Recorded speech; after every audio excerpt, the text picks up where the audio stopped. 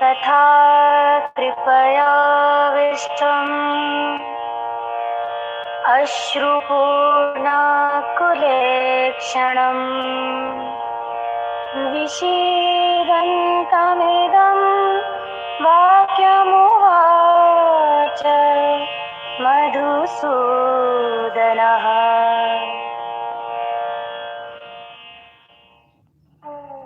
Sanjaya said, seeing Arjuna sinking in grief, filled with compassion and his vision blurred due to tears in his eyes, Lord Madhusudana spoke these words to him. कुतस्त्वाकश्मलमिदं विस्मे समुपस्थितम् अनार्यदुष्टमस्वर्ग्यम् अकीर्तिकरमर्जुना। Lord Krishna said, O Arjuna, how have you developed such an attachment in this moment of crisis? It is inappropriate for a noble person, for it will neither bring you glory, nor will it lead you to heaven.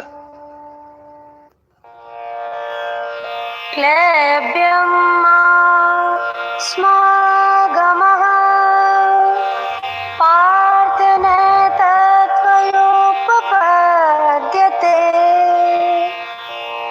शूद्रं हृदयदौर्बल्यं त्यक्त्वोत्तिष्ठ परन्तप।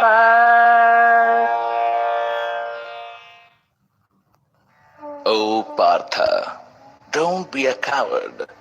It does not glorify you. O Parantapa, surrender your cowardice and stand up to fight. Parantapa, another name of Arjuna, meaning destroyer of enemies.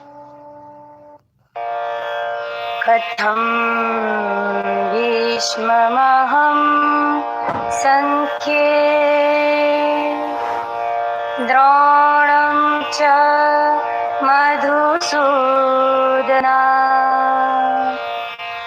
इषुभिः प्रतियोत्स्यामि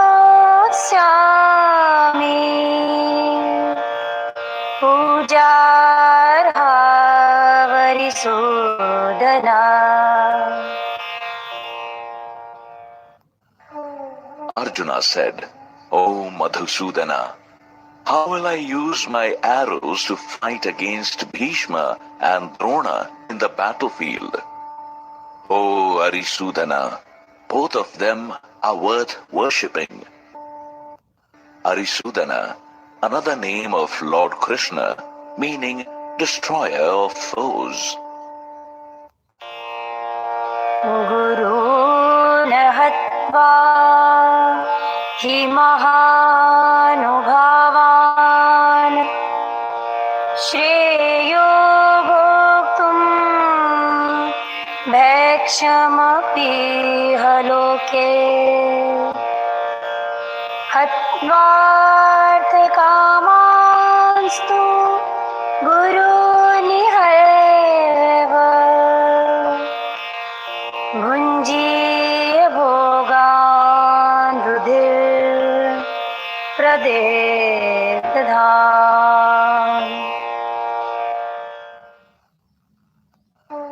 I consider it better to survive on alms rather than killing my noble teachers.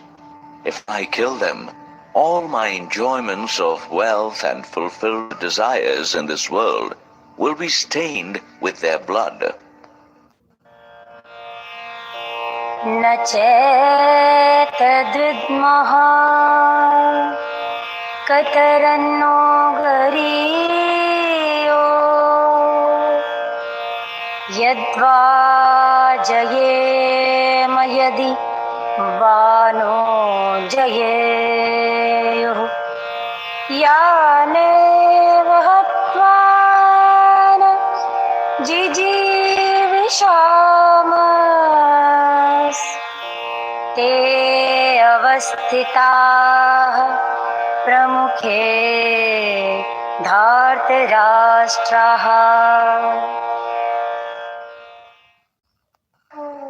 We do not even know what to do. Should we win or let them defeat us? Those very sons of Dhritarashtra are standing against us in the battle, by killing whom we shall not want to live. कार्पण्यदोषो स्वभावः पृच्छामि त्वां धर्मसम्मूढचेतः यच्छ्रेयः स्यान्निश्चितं ब्रूहि तन्मे. शिष्यस्तेऽहं शाधि मां त्वां प्रपन्नम्.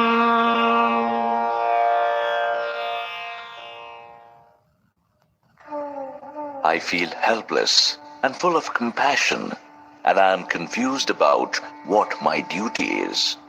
Therefore, I request you to tell me that which is best for me, because I surrender myself to you. Please guide me as your disciple. नाहि प्रपश्यामि ममाप्नुद्याद् यच्छोकमुच्छोषणमिन्द्रियाणाम् अवाप्य भूमावसपत्नवृद्धम् राज्यं सुराणामपि चाधिपत्यम्.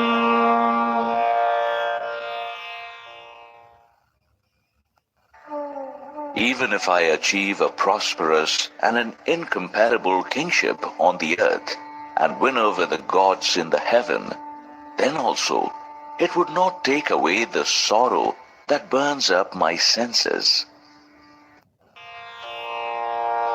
एवमुक्त्वा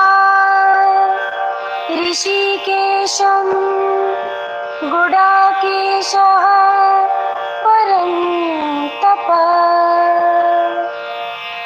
न योत्स्य इति गोविन्दं त्वा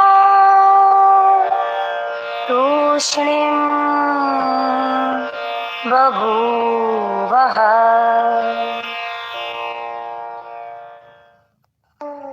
Sanjaya said, having spoken this to Lord Krishna, Arjuna said, O Govinda, I will not fight, and became silent. तमुवाच ऋषिकेशः प्रहसन्निव भारत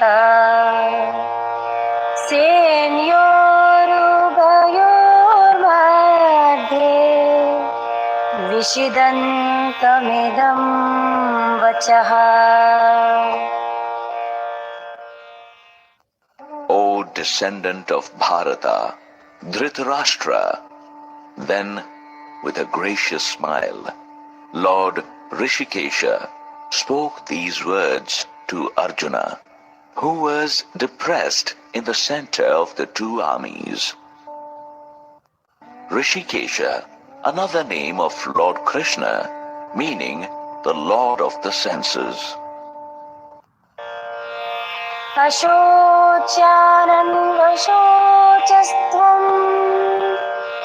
प्रज्ञावादांश्च भाषसे गतासु न गतासूंश्च नानुशोचन्ति पण्डितः.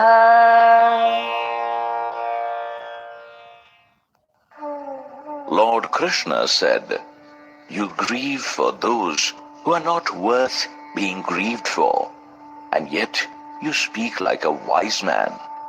But The wise grieve neither for the dead nor for the living. न त्वेवाहं जातु नासं न त्वं नेमे जनाधिपः न चैव न भविष्यामः सर्वे वयमतः परम्.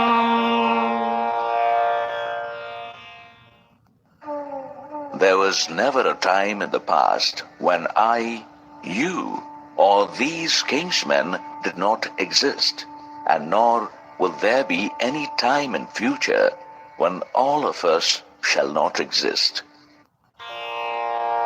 देहिनोऽस्मिन् यथा देहे कौमारं यौवनं जरा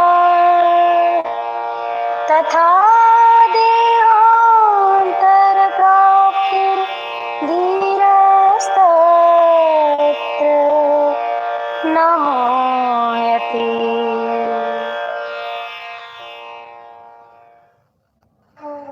Just like the soul experiences childhood, youth, and old age through this body, it will experience the same when it takes another body.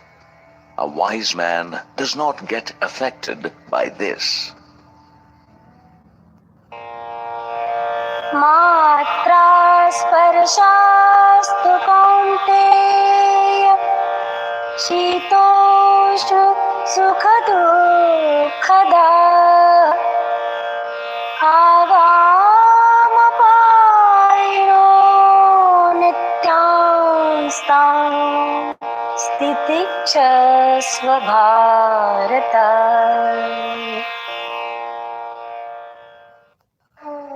O Kaunteya, heat and cold, pleasure and pain are experienced due to the fortunes of our senses and their objects. They have a beginning and an end, and thus are impermanent. O Bharata, bear them bravely. Kaunteya, another name of Arjuna, meaning son of Kunti. यं हिना व्यथयन्त्येते पुरुषं पुरुषर्षभा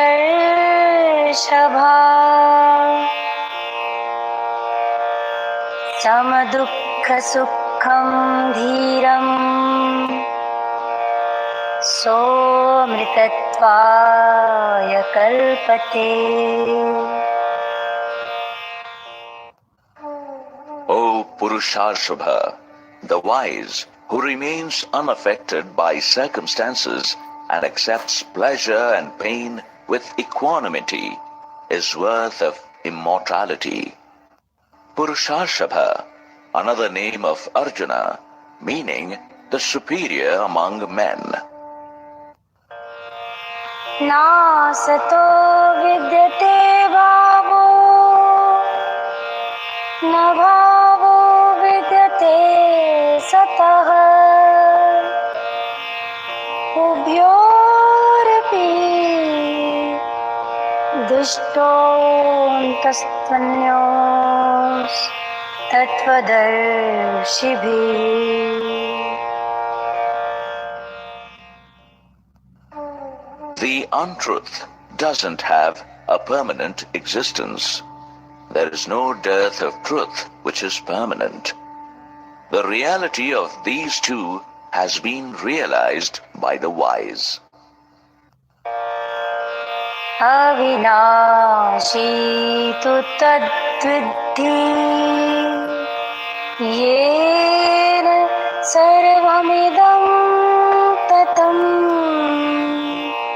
विनाशं यस्यास्य न कश्चित् कर्तुमर्हति.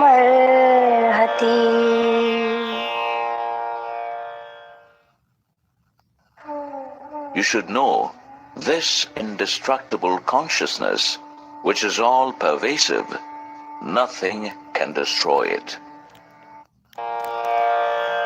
अन्तवन्त इमे देहा नित्यस्योक्ताः शरीरिणः अनाशिनो प्रमेयस्य तस्माद्युध्यस्व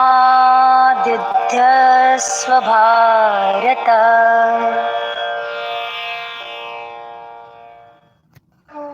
The self that resides in these mortal bodies is eternal and indestructible.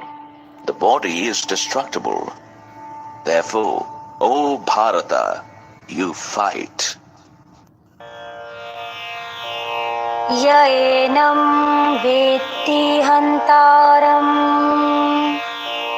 यश्चैनं मन्यते हतम् उभतो न विजानीतो नायं हन्ति न हन्यते.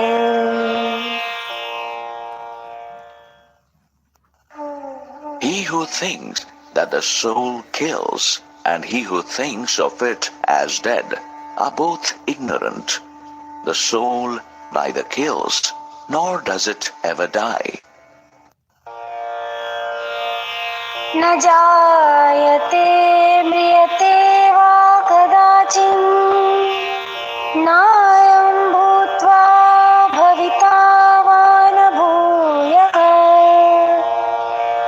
अजो नित्यः शाश्वतोऽयं पुराणो न हन्यते हन्यमाने शरीरे.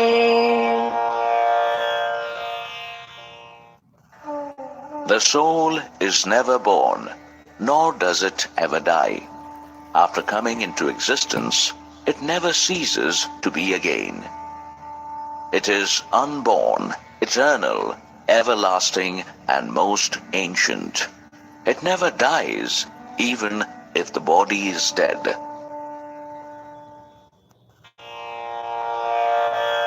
वेदा विनाशिनं नित्यं यैनं मजं व्ययम् कथं स पुरुषः पार्थकम् घातयति हन्तिकम्.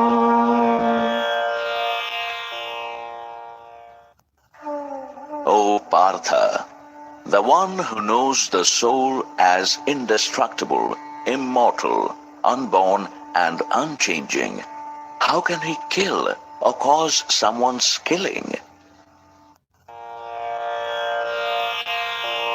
वासांसि जीर्णानि यथा विहाय नवानि गृह्णाति नरोपराणि तथा शरीराणि विहाय जीर्णान्य अन्यानि संयाति नवानि देहि.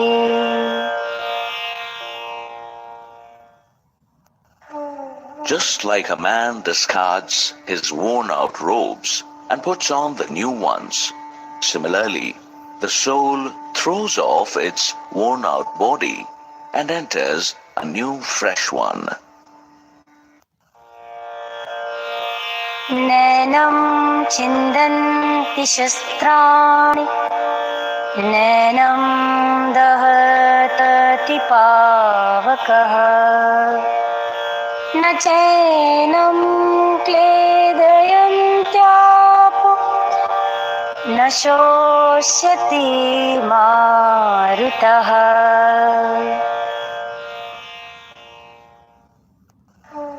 The weapons cannot cut the soul. Fire cannot burn it. Water cannot wet it, and wind cannot dry it. अच्छेद्योऽयं दाह्यो यं क्लेद्यो शोष्य एव च नित्यः सर्वगतः स्थाणुर्चलोऽयं सनातनः.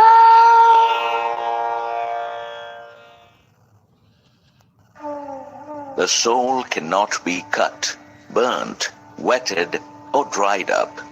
It is eternal, omnipresent, unchanging, immovable, and most ancient, with an unshakable nature. अव्यक्तो यमचिन्त्यो यमविकार्यो यमोच्यते तस्मादेवं विदित्वैनं नानुशोचितुमर्हसि.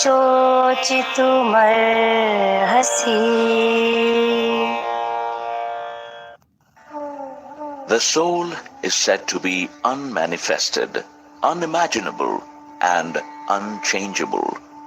Therefore, you should not grieve after knowing this. अथ चैनं नित्यजातं नित्यं वा मन्यसे मृतं तथापि त्वं महाबाहो नैनं शोचितुमर्हसि.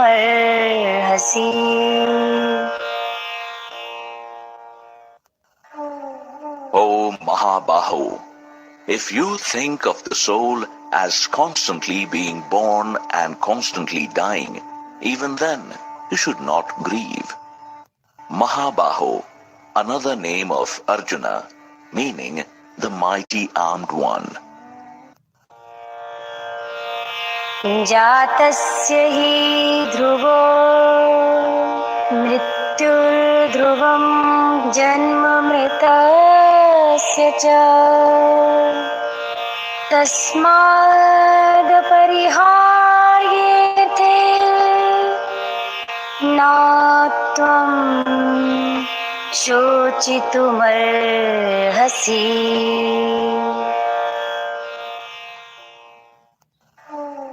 Death is certain for the born, and rebirth is certain for the dead. Therefore, you should not grieve for that which is inevitable. अव्यक्तादीनि भूतानि व्यक्तमध्यानि Bharata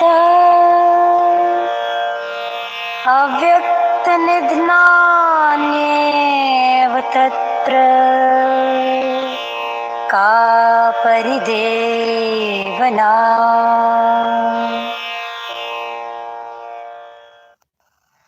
O Bharata, all beings are unmanifest before birth and after death. They appear only during the middle period.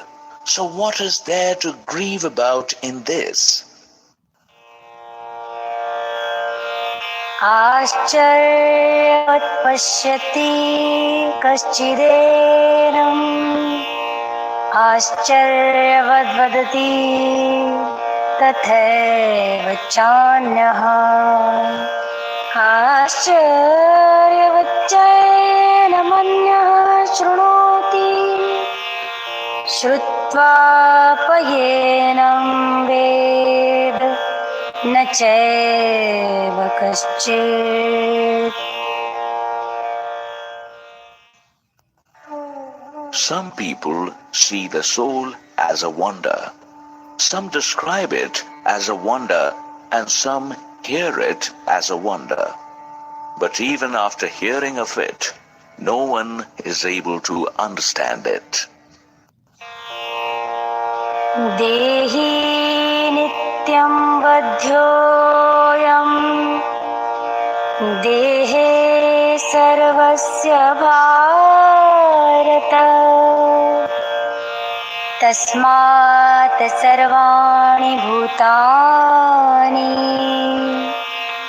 न त्वं शोचितुमर्हसि.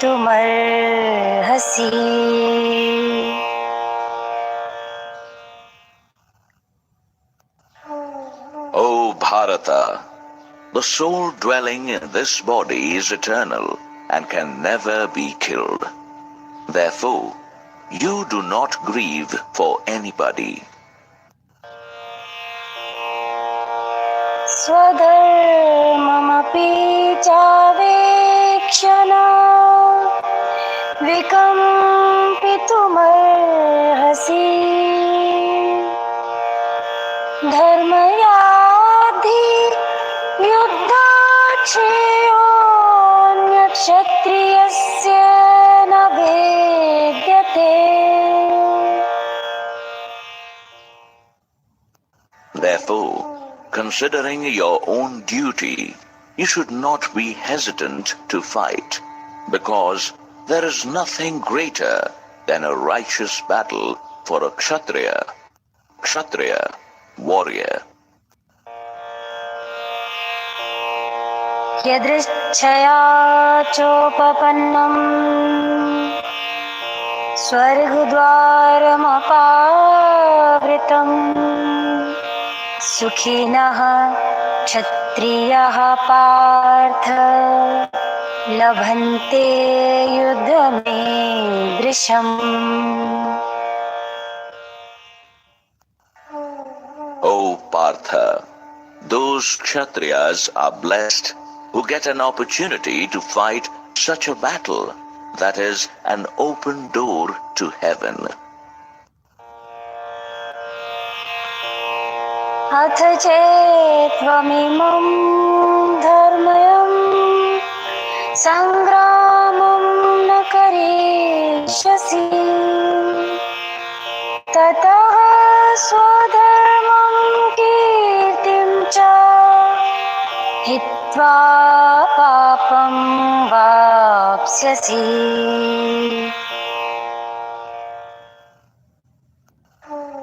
If you refuse to fight this war, then you shall incur the sins for turning away from your duties and honored position. अकीर्ति चापि भूतानि कथयिष्यन्ति ते व्ययाम् सम्भावितस्य चाकीर्तिर्मरणादतिरेच्यते.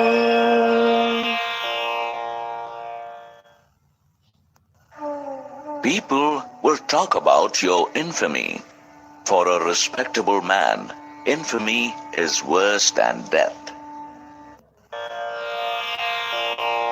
भयाद्रणादुपरतं मंस्यन्ते त्वां महारथा येषां च त्वं बहुमतो भूत्वा यास्यसि लाघवम्. The great